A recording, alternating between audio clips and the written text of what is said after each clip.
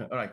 Yes, what I would say is that the fact is that MPP has not, recovered from their 2024 defeat, right? Because if you look at um, the election victory of the NDC in 2024, very massive, right? So, and the MPP will need to put their party in order, right?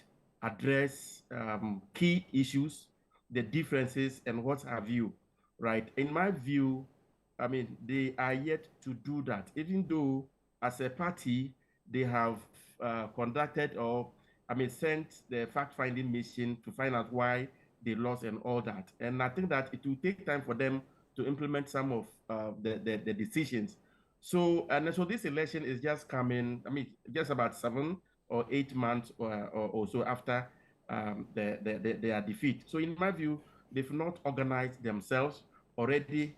They are experiencing some tension within the party because of the flag bearership elections. So you realize that if you look at all those aspirants who were there, in my view, they were just there because this candidate is want to contest, this one also want to contest. Everybody is going, and they are all going. So no clear strategy. So the strategy perhaps is coming from the national executive. But if you look at this particular election, so it has, the 2024 election has an impact, because if you look at the whole nation, right, voted, for the NDC, giving them about 57%.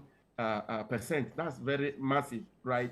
So at the time in 2024 election, when Akpotia was voting, no one knew how Ghanaians were going to vote. But this time round, the voters in Akpotia knew, or are aware that is the NDC that is in power, right? So if they are looking for development, if the issues have to do with, living standards, unemployment situation, and what have you, so it means that people will be looking in, towards, the NDC rather than the MPP, because within the next 4 years, it is the NDC that has the capacity to be, or that is in position to be able to provide development and what have you. So if you look at it critically, we have various theories in explaining elections, but in my view, two of them are critical here. We call one the rational choice theory, right? And then there is also socio-psychological theory of voting, right? So if you look at the rational choice, it means that the people of Kotia, they will look at these two parties. Who can give us, development?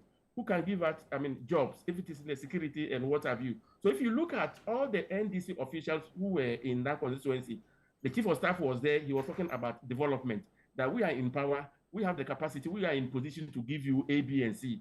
The national chairman of the NDC was also in that constituency, and that was also the same message, right? So all the NDC officials who were there were always preaching that you cannot get development from the MPP. So if you want development, if you want employment and what have you, right, it means that you have to look towards the NDC. You have to vote for the NDC, vote for the NDC's candidate. So if you look at the MPP on the other side, because they do not have the means to be able to roll out development and what have you, so they started pressing the sympathy button long ago, even before going into Akpotia. If you recall, yeah, when they decided that they would not go to Tamale Central, they made a statement. They said that because of what had happened, so we'll not go to Tamale Central. So it means that NDC should also not come to Akpotia yeah, because of the same sympathy. So they started pressing the sympathy vote. And when they moved into the constituency, the same thing. Look at the 7-week funeral that was performed, right? The 1 week Very close to observation, the election, in order to elicit, to get some support from the people of Akpotia that this, Ernest Kumi, who was you voted for, even though there were a number of issues being addressed at the court, but you voted for him and he's no more. So we are giving you this other candidate. So either the voters are going to be rational, looking at development and other things which NDC that is in position to give, or they will rely on sympathy. So largely, and if you look at the literature now, even I remember recently, I think about 2-3 months ago, GIMPA conducted some research. And if you look at their data about post-2024 election, if you look at their data, it's pointing to the fact that Ghanaian voters are becoming more rational. Yeah. Right? Rather than the socio-psychological factors, like in terms of emotion, sympathy, or those social factors, whether it is religion, whether it is, ethnicity, and what have you. Ghanaians are becoming more rational in their voting than. So if you give them development, so if you're in a position to give them development, it's most likely. But that doesn't mean that it can affect all other constituencies. Okay. Because there are certain constituencies that are very strong. If it's a strong MPP stronghold, and you're going to have a by-election, like the member of parliament who said that he was going to resign, New Juabin, for example, right? That would be difficult for it to be.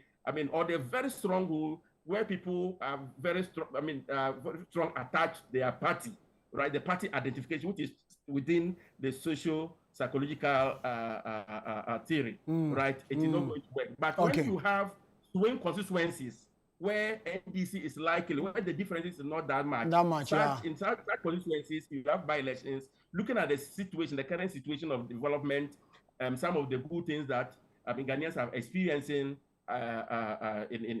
over the past 7-6 months in terms of prices and what have you. The stability in the exchange rate and all those kinds of things. So it means that those are most likely to influence voters in voting for the candidates. Sure. Okay, all right. Sympathy and okay, all right, Doc. Thank you very much.